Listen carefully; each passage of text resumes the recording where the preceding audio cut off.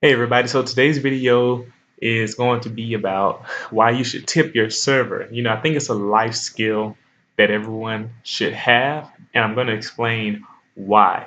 I've been a server now for about a year at the Olive Garden, and it's a part-time thing I do to make some money, and it's generally been very good. But what I've noticed is that people, servers and the customers or the guests have a disconnect on why or how much tip should you give. And I'm here to just kind of bridge that gap a little bit.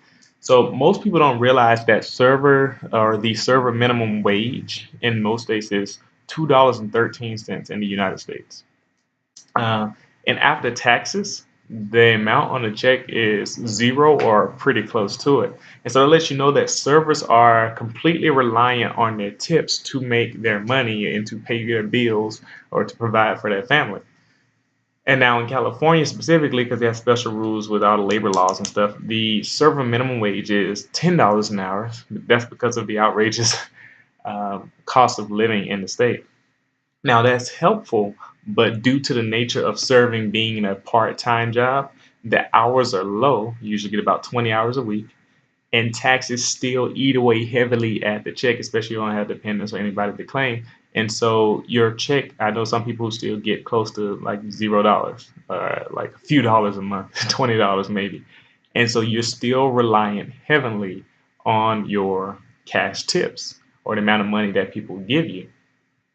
And so moving on from that, that kind of helps set the stage of letting people know that when you go out to eat, a server's there to give you good service, and they're also expecting to be compensated for it because if not, then you're pretty much allowing them to work for free.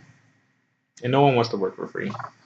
So without good tips, servers lack finances. That's my main point. I argue that anything below $5 is too low of a tip. And others will argue that that may be too low as well. And that's just on like small tables, like one or two people. When it gets like three or four people or large parties, $5 is unacceptable because that's a lot of work and you're taking up time that can be spent on other tables. And usually you get reduced to just the big party and maybe one other table so that you can give good service. So you've been giving good service, expecting to get a bigger tip out of the table, and they don't leave you anything, then as a server, you pretty much work for free and you're not going to get paid. That's why restaurants have started to include the suggested tip amount on the receipt itself.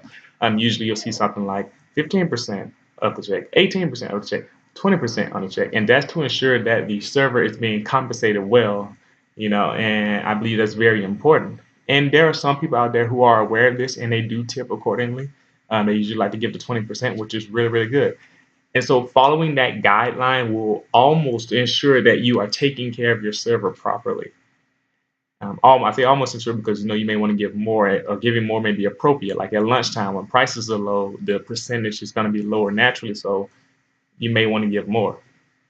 And if the service was exceptional, you can definitely give more, which I assure you would be appreciated greatly by the server. And honestly, this information should be included in like a life skills class or something in our schools, but we've taken those things out, financial education, all those things, and we should bring it back. And it's important that people know. And so as a server, I'm hoping that this information will be helpful to some out there who weren't aware of such things or maybe who had different feelings about it. Please let me know what you think. Comment on the video. I would love for you to subscribe to my channel as well to be on the lookout for more videos. And thank you for watching as usual. See you next time when I make another.